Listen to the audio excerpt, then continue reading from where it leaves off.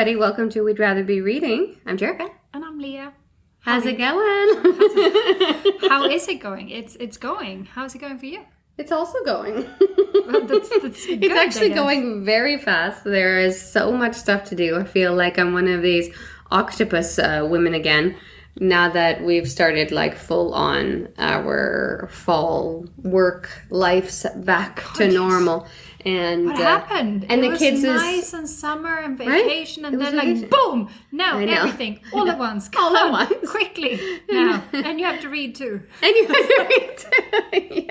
Yeah. I could say for sure that this week was not a chill reading week. That's for sure. No. I was like sneaking in time in the evening, and then also like before and in between meetings and classes. It was tough. Yeah, agreed. I mean, at least you're reading good books, so it's not too much of a chore. I was thinking that too. I was like, you know what? We've read pretty solid books lately. Yes. I mean, we're about to start reading Heartless, or we're about to tell you that we have started reading Heartless. Yes. And when you sent it to me, I thought it was like this flashback of memory from Heartless. But they weren't actually called Heartless. Were they called Heartless? There was one that was called Bring Me Their Hearts. Bring Me Their Hearts. But they didn't have hearts. They were heartless people. Yeah, we kept nicknamed it it the Heartless trilogy. And then I was thinking, it's been a while since we read like one of those fantasies. It's been a while since we read something where I was like, please make this stop. Like, really, after comes to mind. We swore not to talk about this anymore. I know. We cannot get this book out of our... This is why that book is so successful, because it sticks to you after by Anna In the rage and the hate. And if you hear this and you haven't read it yet, don't read it. Please don't. Save yourself. Don't make our... We made this mistake. You can learn simultaneous. We did not practice that. Mistake. Learn from our mistake. No need to make this mistake on your own. You can just learn from ours. Yes. No. But this week we have read The 10,000 Doors of January by Alex E. Harrow. And we did reading, we read the first few chapters, not quite ended on the same page last time, but we managed to do some predictions. And before we get into the rest of the book, should we... How did we do on our prediction? And we also forgot to judge this cover. This was just going to say, shall we judge our cover? But I mean... Let's check in on our predictions. How did we do with them? My prediction was that January, Jane, and Bad would adventure to other worlds, which technically they kind of do. And that they would try to find January's dad because he was missing. And this they did. And I also predicted that January's father came from another world, which he did. So pretty spot on. I mean, I failed on a few predictions here. Like I missed the love story. I missed the thing about...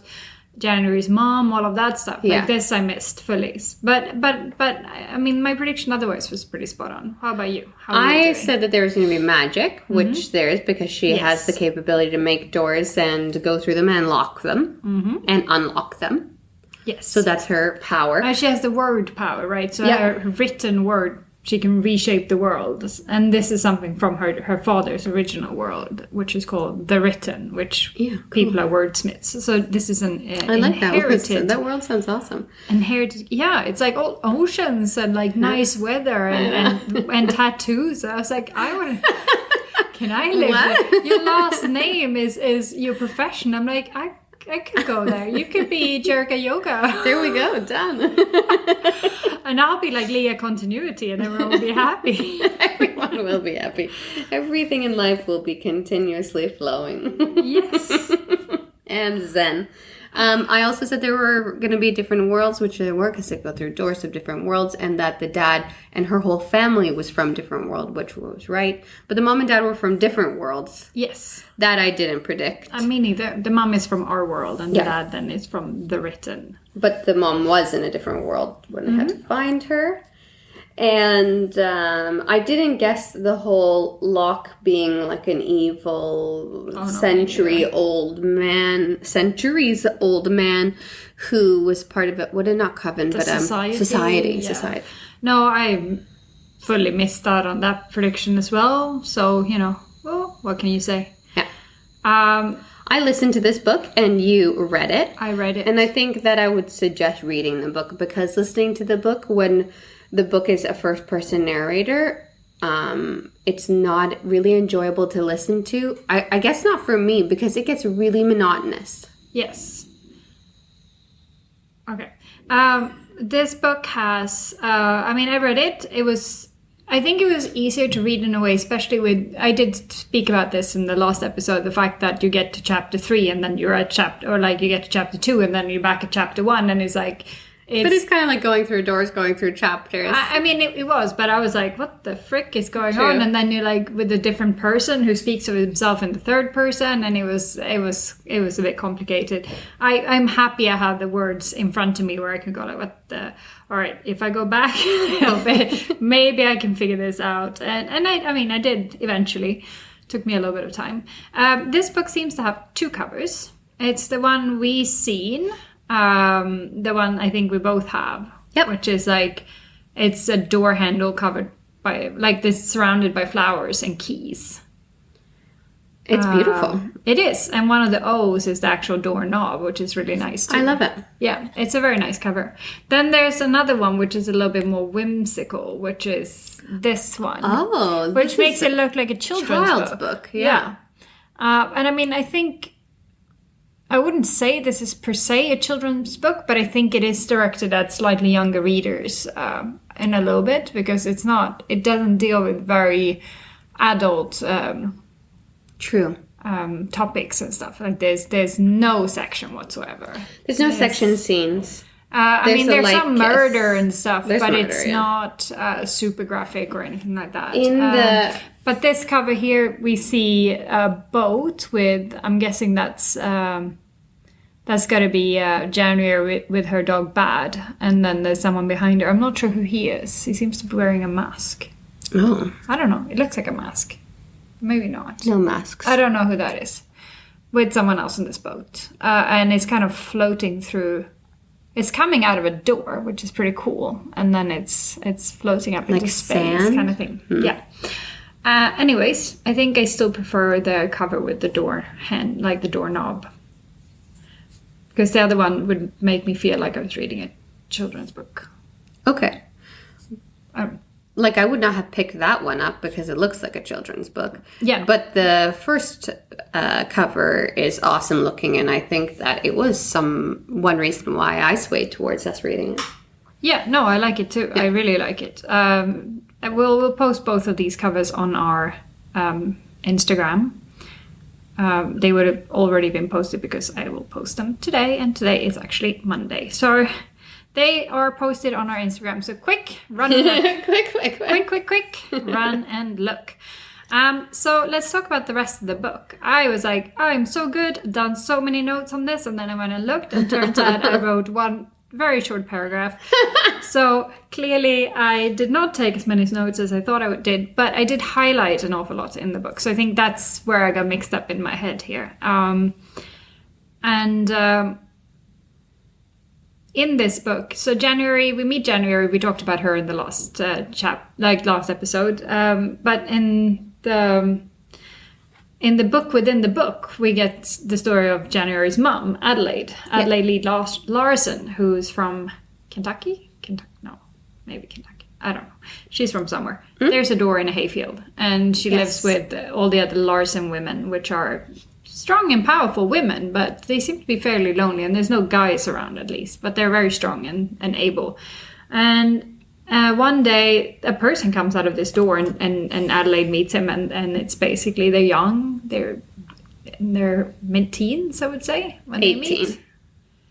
No, they're younger than 18? I think they're like 15 or something when they meet, and then they make plans to meet again. Okay. And then the door gets sold, and then like the land gets sold in this time and destroyed. And we'd find out much later there was actually Locke who went and bought it and destroyed it.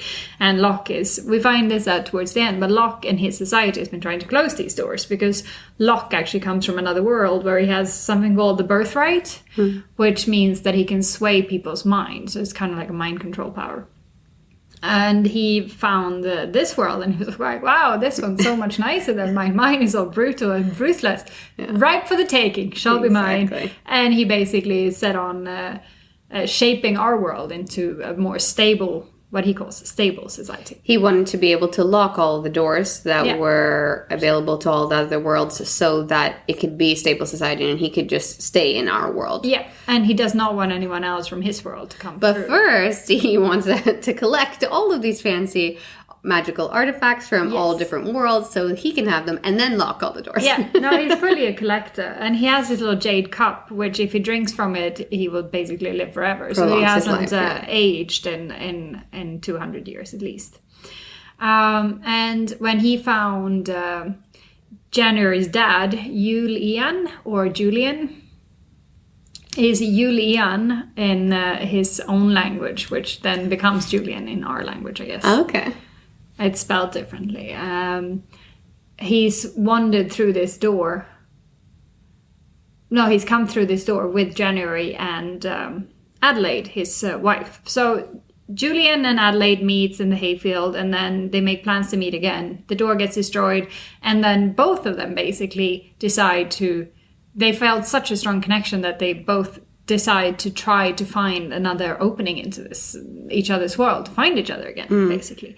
And they go about it very differently. Like Julian, he goes to books and he reads and he reads and he studies and he becomes like a scholar, and then he researches his ways to find these stories, going deep into like myths and stories and whatnot. Whereas Adelaide is more like, something weird's happening here. I hear and then just going. She's very rash and hasty. I like her. I like Adelaide. She was probably my favorite character, honestly, in this whole thing. Yeah, because she's like, I'm just gonna do this. I'm a little wild and crazy. I am on my way. So, she's very all action, not a lot of thought behind it. But it was good. I liked it.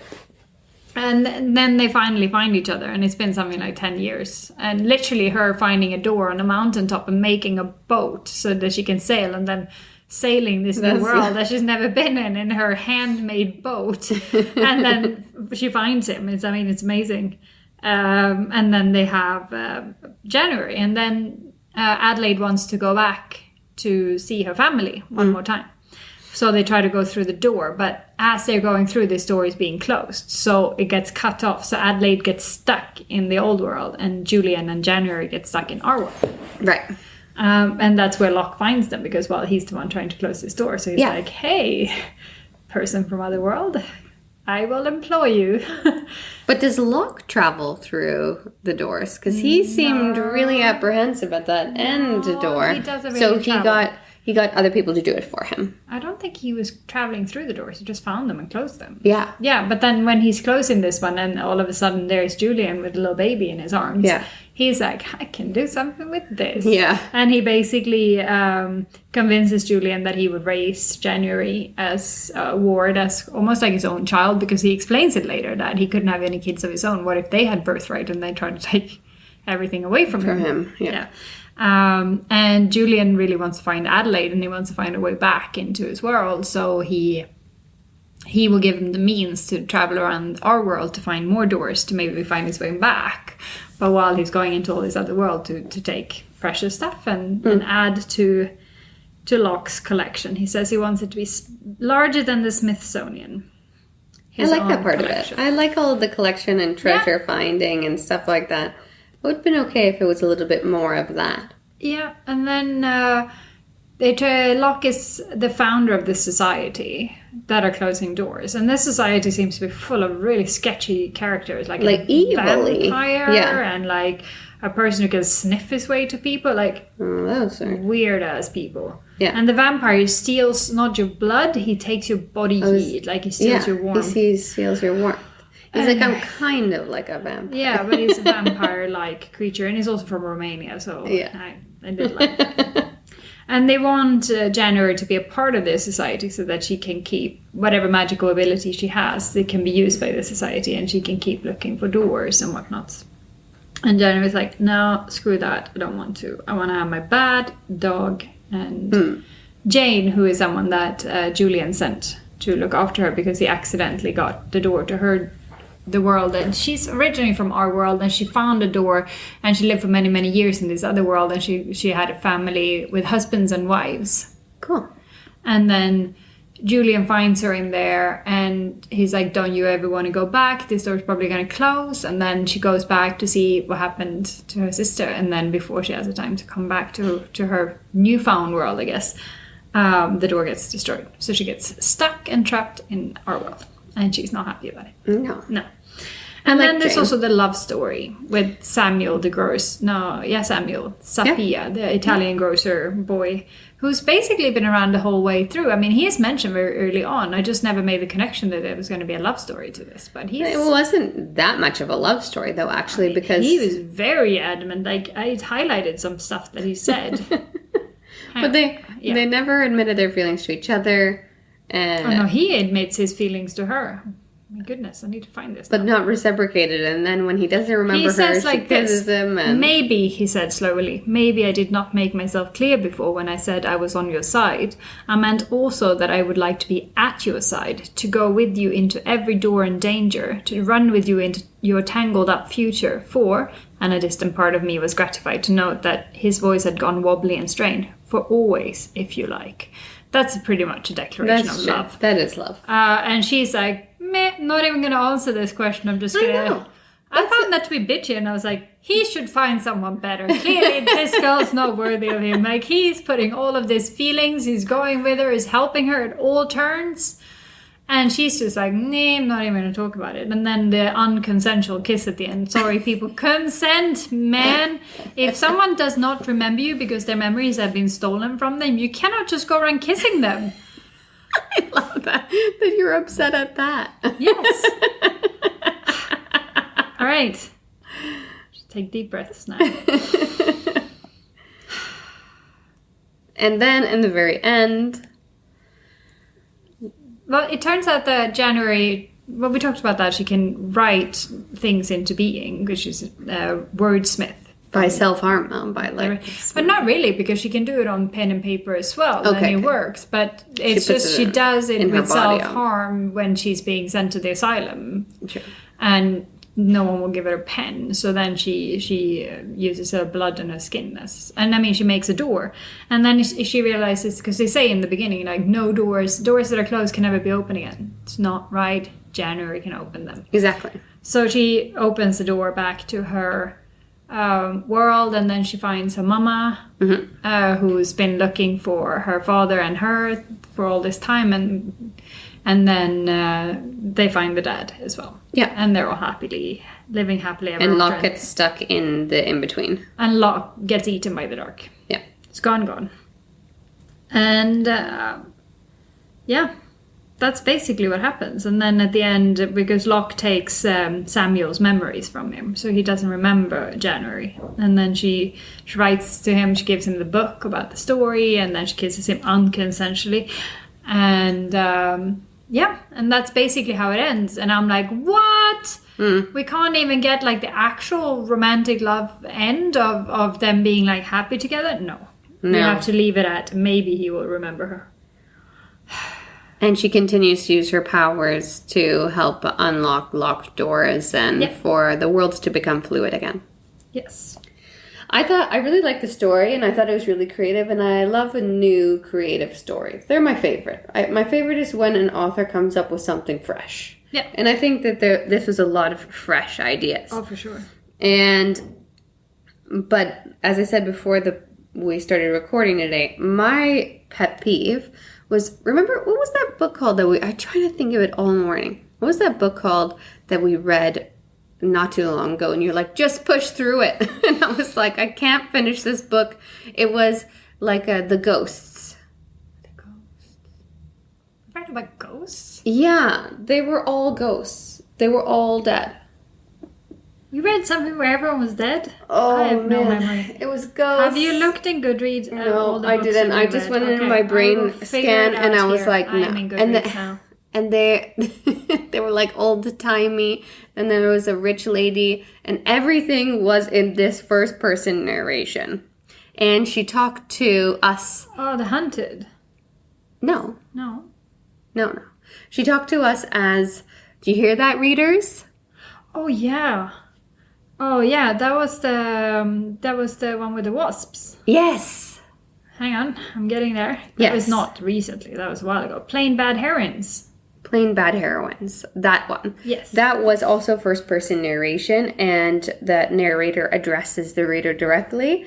And the narrator who is aware she's in a story, and the stream of consciousness writing was in that book. And then when I started to listen to this, because I listened to it, something is not sticking. I don't know why I'm not paying attention. Like, why am I not being drawn into this story? And then I was like, exactly the same as Plain Bad Heroines, that I could not get into it. And you were like, just push through. But I think it's one of those things then maybe that you're not getting into it because you know that the person's not really invested because they know they're in a story and it's not happening real time kind of thing. It's just, it's all memories and stuff. Exactly. And I think that I like it to be complete fiction, where there's like all the way. no sense of reality.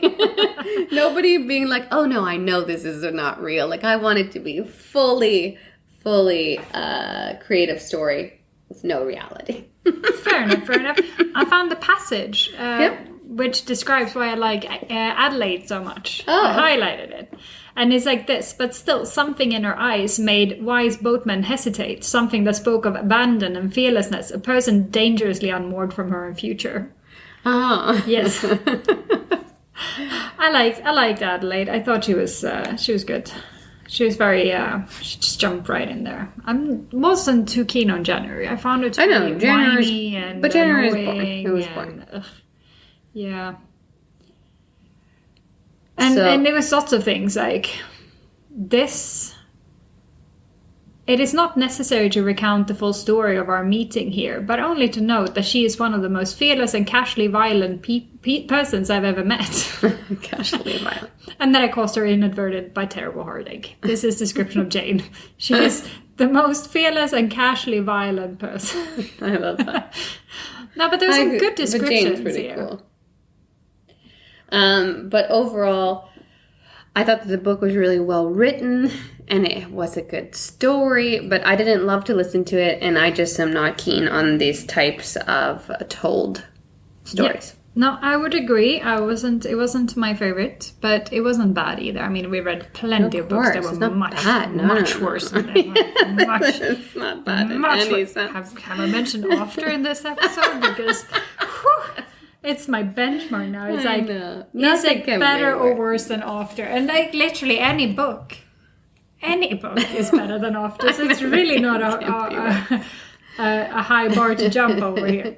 But moving on, so we would say read if you like these kinds of book where people are aware that they're in a book and all of this. And I mean, you guys obviously all read this with us. Yeah, for obviously. Sure. So tell us also what you think, because we really want to know. Moving on, we have decided to go a little bit more... I don't even know what to... Fantastical. We've decided to read Heartless by Marissa Meyer, which is... Marissa Meyer has written a whole bunch of books which basically reimagines famous fairy tales. And this particular book would give us the origin story of the Queen of Hearts. It's been on my list for a while. We tried to read Cinder a while back. But it wasn't available anywhere. It's very difficult to get a hold of here. So Marissa, if you're listening to this, please fix availability of Cinder and all of your stories in Sweden, because we need it. But let's start and not forget to judge the book by the cover now. And there's so many covers. So many covers.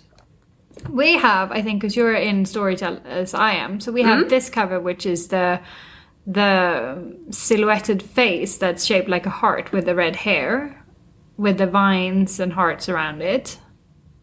Yeah. And the Heartless, the A in the Heartless is also an upside down heart. And then you can see that this has a little bit like a card. Yeah. Like the Queen of Hearts-ish. The Queen of Hearts, yes. Feel to it. Exactly. And then there's these two, which are basically different colors of the same cover, which is the Thorny Vines and Heartless, where the T is an actual sword with a crown on it, which is pretty cool. I have to say I like it. Yeah, I like it too. And then we have the one that seems to be in French, where they put a lady in a red dress on it. Oh, I didn't see that one. With roses around. So yeah, those are the main ones, I'd say. So then, judging this solely by the cover, what would you say this book is about? They're all different. I think that the one where it's the heart and then the lady's red hair face, it makes it look like it's some sort of Queen of Hearts. But there's going to be a queen in it. Yeah. And it's going to be like fantasy driven. The one where it's the crown with the scepter looks like it's more medieval. With the vines all around it, maybe some fairy tale something. I don't think that this was about the Queen of Hearts at all. Like with these two covers, not those no, two. Not that one for sure. But with these two, I don't think it's. I would have thought it would be like a Heartless King or something like that. Yeah. Like, totally medieval, have nothing to do with women. No, and this one, well, I mean. That looks like a hot book that I would always pick up and read. This looks like a romance novel. It looks like a romance novel. So much. This looks like one of the things where your husband would be like, "Oh, but Jerrica would read this." Of course, like the gladiator's lover, whatever it is. It's the gladiator's lover, for sure. Her lover is a gladiator. Yeah. So would you pick this up? I would pick up all of them. And maybe not the kingy one, but I would look at it. I would look at it too. I think I would pick it up. This one I would be like, yeah. The girl one? Yeah. I would pick up the girl one for I know sure. you would. Me, I'm not sure. Anyways, we did pick it up, so spoiler alert. Yes, we are reading it. And we are reading it. And we read a few chapters in, about 3 of them.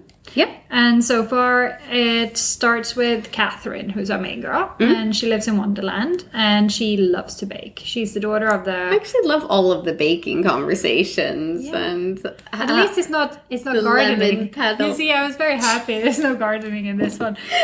So I'm very happy about this. Or art for me. Art. There's no There's painting baking yet. in this one, yeah. And she loves to bake, and her dream is to start a bakery with her maid. But to be the top baker. Like no one better than her. But she's the daughter of the Marquis and the Marchioness. Marquess and the Marchioness. I don't know. Don't get me started on freaking nobility ranks. I don't understand them and I don't know them. I know Duke is high and I learned that from Bridgerton. So, I don't know where Viscounts and the Marchess and the whatever... Okay. What's the difference between a Marquis and a Marchess? Is it just the way you say it or is there an actual... I don't know. Don't ask. But she's nobility anyways. And her parents wants her to marry the king. But she just wants to bake. So yeah, that happened. She's baking, and in the kitchen, the Cheshire cat shows up. And I love Cheshire. I love it. So basically, she's making a lemon tart because that morning she woke up with a lemon tree attached to her bed. Which how cool is that? Dreams stuff, and then stuff grows in her bed. So brilliant. Awesome. Yes. Brilliant.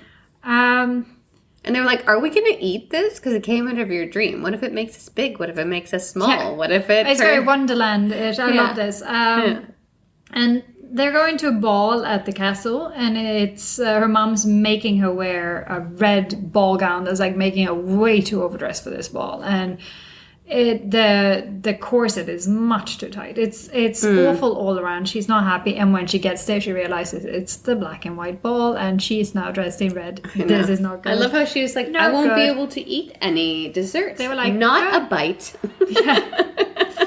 They're like, good. And as soon as she gets there, the king's like, ooh, someone dressed in red, I like this. And he makes her dance with him. And the king is small. I know. And very annoying just to listen to. Yeah. And he also asks her to save the last dance for him. So she's now plotting on how to get out of this, this predicament. And then all the lights come out, goes out, and that's it. That's where we end the first 3 chapters. So... prediction. Kath will be the Queen of Hearts. Yeah. No. Never. She doesn't want to be. She wants to be a baker. So I'm guessing maybe there'll be a curse or something. Because, the Queen of Hearts is a ruthless character who just yells off with her heads all the time and is very intent on murder. And this is not the Kath that I'm meeting so far. No. So yeah, their heads. That's true. Yeah. So I'm not sure how we're gonna get from this lovely Kath who likes to make lemon tarts to off with their heads. I wonder, something's going to happen. Something will happen. And I think there's going to be a lot more dream things coming in because they mentioned that the Cheshire Cat came in by a dream that somebody had. Oh, I did not know that.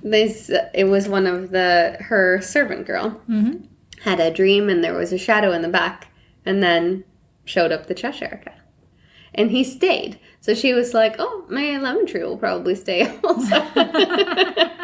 And so I hope she dreams up some more fantastical things that come into play, including some love interest, maybe even love triangle interest. Dun, dun, I dun. think we could maybe see a love triangle. I can't wait. Because, I mean, we met the king, and if she's going to be the Queen of Hearts, she's going to have to marry the king. Just, by logic, right? Yeah. But he's not lovable. No, so zero there's love. gotta be someone else. There's gotta be someone else. Yeah, she will take over in a different way than having to marry him. Or she be has to with him. marry him, but her heart will belong to someone else. That's probably why she's heartless. Off with the head of the king. Yeah. Yeah, she will take the king's head off. This is our prediction. We made it up together. Yes. It's going to be great, and we better get back to listening because, well... We gotta this book find is out. long. The book is long. We gotta find out. But it is really enjoyable to listen to, so listen to it if you can. Yes. All right, everybody. Thanks for listening. We'll catch you next week. Bye. Bye. We'd Rather Be Reading is an original podcast by Jerrica and Lia. The music for The Penguins, written and performed by David Allred from the album The Transition, courtesy of Erased Tapes. Please check him out on Spotify and check us out on social media. We're on Facebook and Instagram at We'd Rather Be Reading and Twitter at We'd Rather Read. You can also email us at we'dratherbereadingthepod@gmail.com. Thanks for listening.